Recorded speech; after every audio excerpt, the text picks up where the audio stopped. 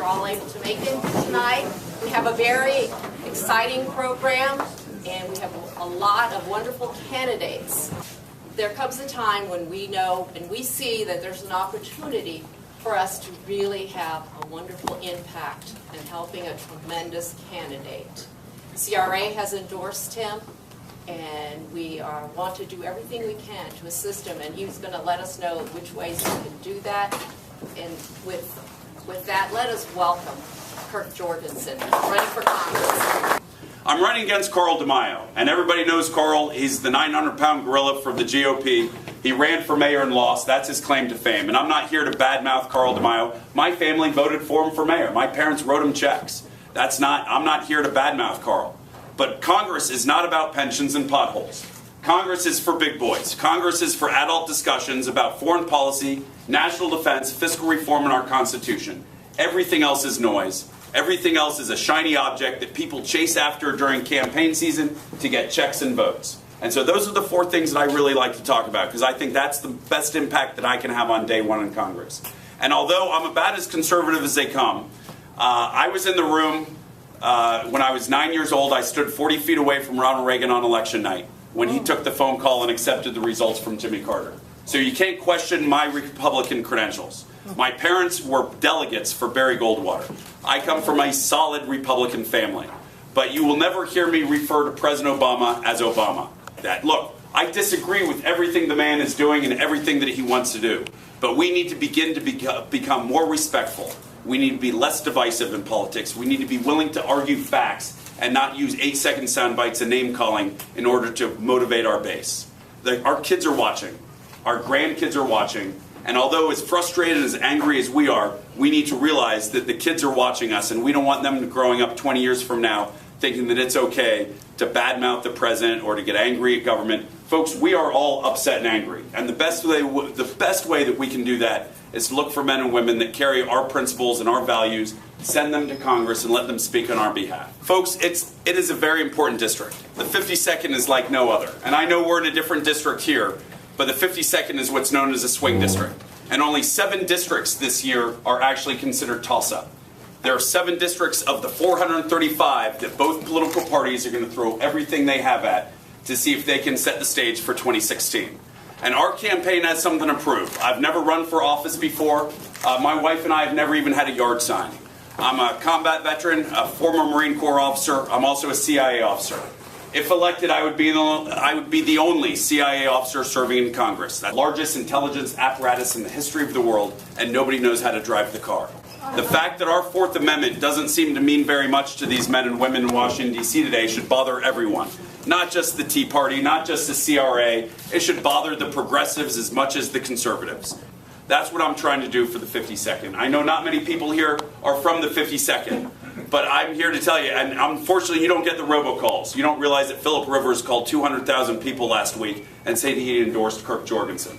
You didn't hear Congressman Hunter call and endorse me. You don't get the direct mail. The UT actually has a blackout on our campaign. I mean, I can't even get on the radio stations because Roger Hedgecock sent me an email a year ago saying that he wouldn't have me on because he supports Carl DeMaio.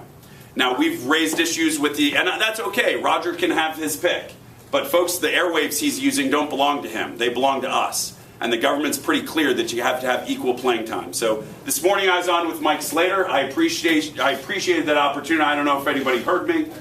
And you probably know the story, and I told Mike, I've spent my life trying to get off the front page. I've never been on the Washington Post. As a CIA officer, what we tell each other when we do the last minute thing before you go and conduct an operation is, how's this going to look on the front page of the Washington Post? We go to sleep fearing that you're going to be in the press. Today I'm chasing after the press, so it's nice that the press is here. The first thing that I want to do in Congress is find Democrats that are willing to work with me. And that doesn't mean I'm going to give up on our values and our principles. But we need to find people in the room that are willing to have the conversation. And there are things that both parties agree on. There are absolutely things that we agree on. We should get those done, and then we can fight over the stuff that we disagree on. But what we do agree on are regulations. We have 175,000 pages of regulations.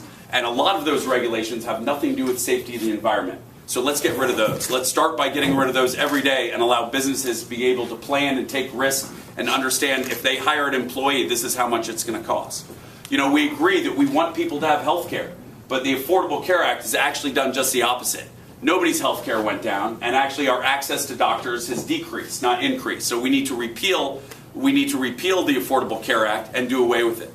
I am a father, and so I care a good deal about what happens in the next generation. I care about their education, but I am not in favor of the Department of Education in Washington, D.C. We have 51 departments. Our founding fathers never envisioned it. And when people argue about it, it's not because I'm against education. Jimmy Carter created the Department of Education, not our founding fathers. Ronald Reagan ran on a platform to disband it, to do away with it. He was unable to get it done, and George Bush doubled down on it with No Child Left Behind. So we can't continue to point the finger at President Obama and blame him. We can't always blame the Democrats. Because you know what, folks? We own the House of Representatives. The Republican Party owns the House. We are not going to give it up until 2022. It's almost numerically impossible for Nancy Pelosi to ever take back the speakership. So we can cheer on that. But the fact is, the reason I say that is because don't let people come in here, don't get emails and say, keep Nancy out. That's a bunch of malarkey. What we need to do is look for conservative candidates that we support, that support us, and we need to be looking to help them. And there's a couple things that you can do for me. The election now is 15 days away. Everybody here knows somebody that lives in the district.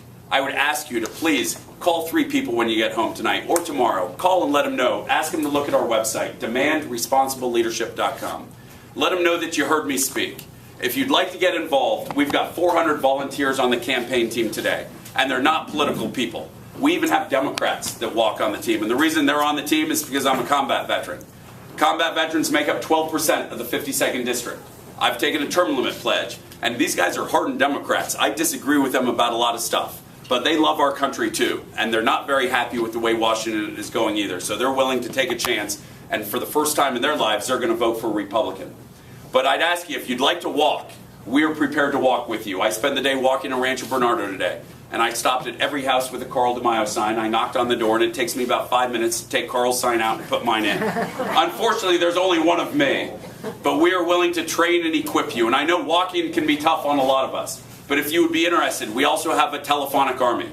We have 80 people calling every day, people within the 52nd. Our technology is second to none. So you know who you're calling, you know if they own a gun, you know if they're pro-family, you know if they're pro-life. And our race is a lot more important than most of the others happening in our country.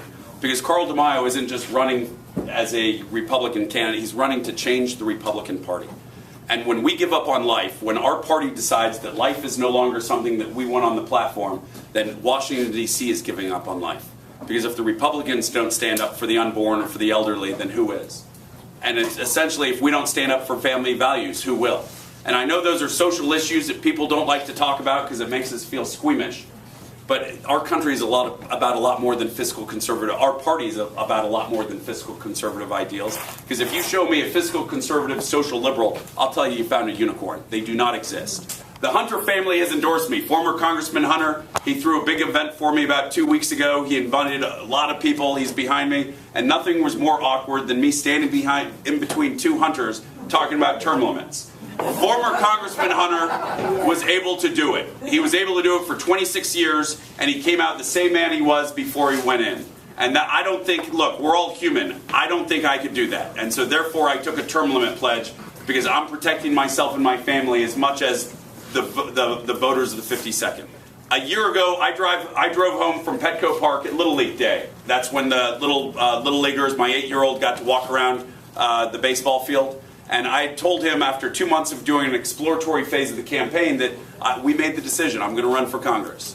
And he put his hand, he was sitting in the car seat, 8 years old, he puts his hands in the air and goes, Dad, you're going to be in charge of everybody. And that bothered me a little bit because here I am, I love our Constitution. I'm not like the other candidates. I've never run for office and I'm not going to make a political career of this. My son is very smart. I think I'm a good father. But somehow there's been a disconnect. Because if I'm teaching my 8-year-old that a member of the House of Representatives is in some way our master, then I'm doing a lousy job as a father. Because the way I view it is if I'm honored enough to be elected, I will be, and I pulled the car over, and I said, actually, son, you got it wrong. If elected, everybody in this district is going to be my boss. I'm going to be their employee. And I truly mean that. And to illustrate that, I'm the only candidate that's taken a term limit pledge. So if I'm honored enough to serve as the representative for the 52nd, they've only got me for 3 terms, 6 years, and I'm done with politics. I'm doing this because I believe in servant leadership. I believe in citizen legislation. I believe that our district, like no one else, can actually set the stage for the other 434 districts. Somebody who believes that the government can do it better feels like we can double down and put money into the government to do it better.